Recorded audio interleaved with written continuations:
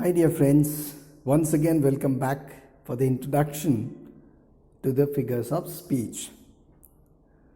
We saw, dear friends, how these figures of speech they give us the information of greater effect, and we also classified them into 4 different parts. They are as below given. Then we studied what simile is. After that, we also saw the metaphor and the example of the metaphor. In today's lecture now, we will study the third one, that is personification. What is personification, dear friends? In this figure of speech, inanimate objects, that is non-living objects, and abstract notions, abstract notions are presented as having life. Non-living objects have been given an association with the life. For example, death lies his icy hand on man. So slowly, so death in itself, it's non-living thing, dear friends. Death comes to man, death comes to humankind, that is there. You see, and we will just try to read these particular examples and we will try to know what exactly this means. Pride goeth forth on horseback, grand and grey. You see, grey is here, merry, happy. Okay, yes. Pride goeth forth on horseback. Pride is the person's pride moment. Now, pride in itself, you see, that is a notion, that is a behavior, that's a feeling, that is negative. When it is actualized with the person, it becomes living. The third one, pride cometh back on foot and begs its way. You see, pride goes on horseback. So pride has been mentioned here. Now we don't need to understand, this isn't a poem in itself to learn, but pride, humbleness or humility, kindness, all these things have been given an association, with the living creatures directly. Laughter holding both her sides. So laughter holding both her sides. Now can laughter hold? Can laughter is able to do such thing, but laughter holding both her sides. So that is what has been given, dear friends. Okay. Charity suffereth long and is kind. See, charity suffereth long and is kind. Dear friends, this is old English and some of the words that we may not directly understand, but we don't need to understand the meaning here. What we need to understand is how the particular figure of speech has been used. Swifty flies the feathered death. The feathered death. You see, now what sort of flies? Swifty flies. They are having that particular death. Now that is again, remember, it's a movement. The motion has been given. It's not about the fly. It's not about the living fly. It's about the effect. In what way, dear friends, the death comes there. Knowledge is proud, that is, owns so much. Knowledge is proud, that knows so much, which means if you have knowledge, now knowledge is just compared to a person here, but knowledge is in itself is it's a non-living thing, dear friends. Knowledge is personified by someone. He is a knowledgeable person, but again, It's an attribute used to. Okay, yes, but knowledge in itself, here what is said, that is a non-living thing mentioned.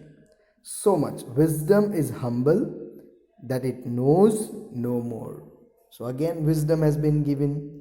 Wisdom, if it is only the quality, it's a non-living thing, but if actualized in a person, it shows.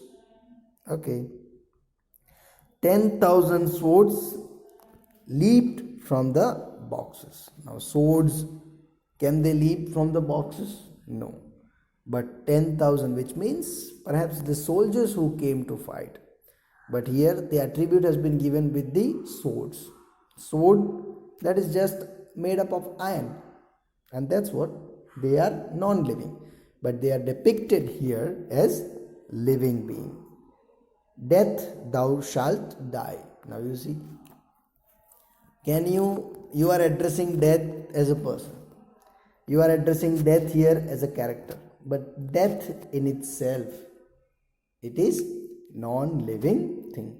So personification, once again dear friend, if you just understand, in this figure of speech, inanimate non-living objects and abstract notions are presented as having life.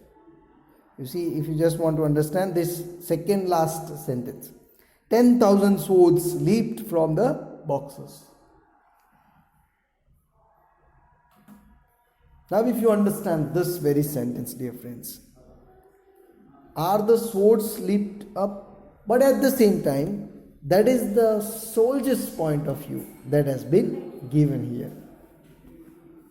And even the last sentence, if you understand, death, thou shalt die, which means death in itself, if comes to man, has got no life, but death is not going to die, but death is said as having life, and says it is challenged that death, thou shalt die. Okay, dear friends, so now let us understand. Okay, I hope we have understood what personification has brought about. We move on to the next, that is the fourth one. What we have is apostrophe. What is apostrophe? What is an apostrophe? It is directly addressing the dead or absent or any personified object or idea.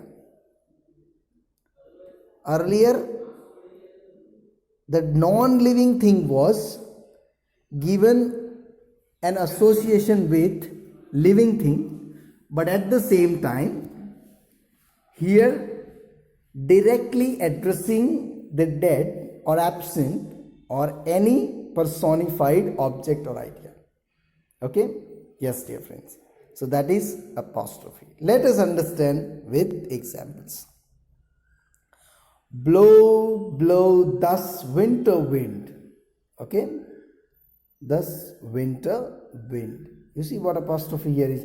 It is not like apostrophe or possessions. Apostrophe in this given in the ownership of something. See, blow, blow, thus winter. Okay, winter wind. So winter wind has been asked to blow.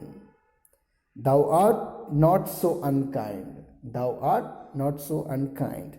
So again, what is address is here, if you just understand, addressing the dead or absent. Now, will you be able to see wind? No. So what do we feel? We feel it is absent. We only can feel, but we can still address that wind. Oh wind, you see, now can you see again wind? Thy breath is rude. Thy breath is rude. We are not able to see, and still we address that. Roll on, thou deep and dark blue ocean roll. You see, dear friends? Roll on, thou deep and dark blue ocean roll. O death, where is thy sting? Again, can you see death? No. Where is the sting? Can you see even that? Death is not like a honeybee. that will come and sting. No, but still that the author is asking. Yes, dear friend. So therefore, again, O grave, where is thy victory? Again, grave is, you can't see, grave is here given. Also, grave can be mentioned here as a personification of death. Death. Why? And death, but it has not been clearly said, because death and grave, they both become non-living. Therefore, it cannot be compared with each other. Yes.